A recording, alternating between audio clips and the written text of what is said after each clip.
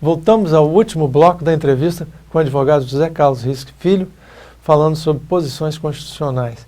Falávamos sobre a questão dos prazos, né, e as competências. O CNJ conseguiu trazer maior celeridade aos processos, organizou melhor? A bem da verdade, o CNJ não tem como função principal acelerar os processos, mas tem feito através de metas que são impostas. Por exemplo, nós temos aqui a meta que impõe que até o final de determinado ano sejam julgadas todas as ações que foram ajuizadas, por exemplo, há 3 anos. Isso faz com que os juízes e os desembargadores se foquem em concluir processos que já se deu entrada. Porque é importante que a gente tenha os processos como um instrumento e não como um fim em si mesmo. Não é interessante você ter um processo e esse processo role 5, 6, 7, 8, 10 anos. Por quê? Porque ele tem que ter fim. É óbvio que findar os processos faz parte do foco do judiciário. Então, o CNJ impondo metas aos magistrados, impondo metas aos tribunais, motiva que esses servidores públicos, no sentido lato sensu, finalizem as ações mais antigas, na seguinte medida que dão um pronunciamento jurisdicional efetivo. Porque muitas das vezes o fato de não se ter prazo, você não conclui esse trabalho. Mas o mais importante foi que o CNJ tem a função fiscalizadora e controladora. Hoje você tem meios que qualquer cidadão que se sinta desprestigiado ou desprotegido, ou que algum membro do judiciário tenha feito algo contra ele, ele pode diretamente no CNJ fazer o que a gente chama de pedido de providências, que é o PP, fazer uma reclamação. É óbvio que o CNJ não tem a função de órgão jurisdicional, mas sim de órgão controlador das atividades administrativas. Infelizmente, no Brasil, nós muitas das vezes não temos órgãos de controle sobre as autoridades. E é importante que se tenha, mesmo que os órgãos de controle sejam compostos pelas mesmas autoridades que são controladas. Mas é importante que se tenha fiscalzação. Mesmo que a Como os conselhos regionais, né? Nós temos Conselho Regional de Medicina, de Engenharia, OAB, muitas vezes... OAB... Exatamente, Almir. É muito importante que nós tenhamos órgãos fiscalizadores para que a gente possa, inclusive, repensar o judiciário, repensar os órgãos, repensar o que tem que ser feito para melhorar. Nós temos no judiciário quase que 100% dos servidores imbuídos desse espírito de efetivar as decisões, mas muitas das vezes os sistemas que nós temos não permitem. Foi o que você falou. É uma gama de recursos, muitas das vezes recursos exagerados. Eu concordo que o trânsito em julgado, ele chega em determinado ponto, mas é um ponto um pouco distante. Talvez nós tenhamos que diminuir as possibilidades recursais sem tirar o que a gente chama de segurança jurídica, que é um desafio. Isso vem reforçar aquela tese popular de que o rico não vai preso, né? Porque tem bons advogados e que percorre todas as instâncias necessárias para prolongar ou até mesmo fazer com que esse processo entre em prescrição. Né? Esse ditado é um ditado sábio. A bem da verdade, infelizmente, nós, mesmo com uma defensoria pública boa, nós sabemos que as defesas implementadas por advogados bons e mais experientes têm uma chance maior de serem exitosas. E a bem da verdade, a prescrição penal, nesse caso, vem que quanto mais você atrasar o processo, mais fácil a pessoa não vai sofrer uma punição.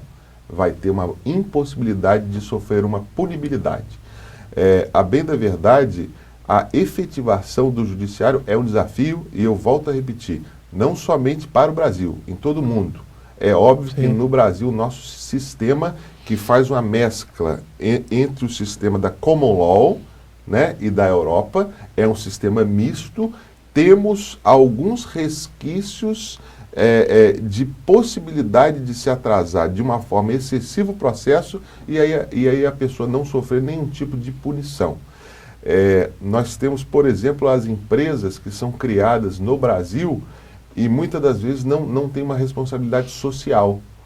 Nós temos casos aqui de empresas de terceirização que fecham e deixam aí à margem 100 empregados, 150 empregados, e o judiciário muitas das vezes dá uma tutela, dá o direito, mas não executa. Por quê? Porque já não existe mais empresa, não existe mais conta, não existe mais bem. É um desafio realmente. Certo. Aí, nesse caso também, nós estamos falando de um país que hoje vive uma espécie de uma guerra civil, né? Em algumas regiões das cidades, né? Muita criminalidade, né? O nível de homicídios é muito grande, o uso da droga. Não haveria necessidade de se fazer também alguma reforma na legislação penal? A bem da verdade, nós temos leis boas. No Brasil, se você me perguntar se as nossas leis são boas, eu entendo que o defeito não está nas leis. O defeito está na forma que nós aplicamos as leis e não cumprimos as leis. No Brasil, a lei, infelizmente, ela tem que cobrir todas as arestas para que não se tenha uma interpretação para se fugir dela. Quer dizer, o brasileiro, muitas das vezes, ele está acostumado a não cumprir a lei. O defeito, Almir, na minha opinião, com a devida vênia a quem não pensa assim, não está na lei, está no cumprimento da legislação que nós temos. Por quê?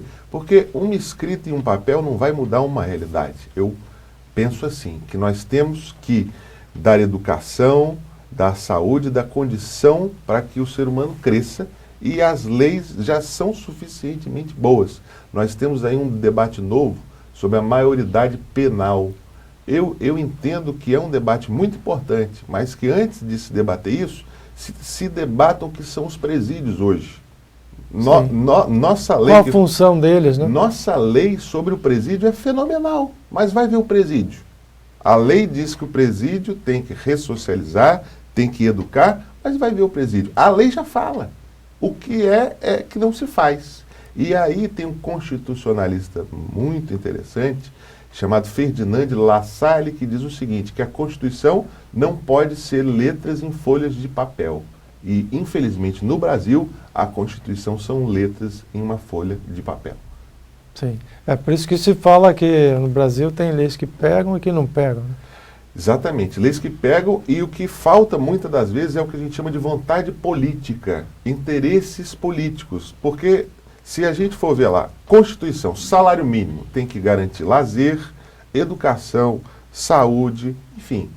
Com isso, daí eu te faço outra pergunta. Nós não temos É uma isso. questão que também tem sido vista também. Essas luzes que a mídia tem dado para as decisões judiciais são importantes para aperfeiçoar a democracia? A mídia tem uma função fenomenal. Tem uma função fenomenal de levar a opinião pública como contraponto às decisões do judiciário.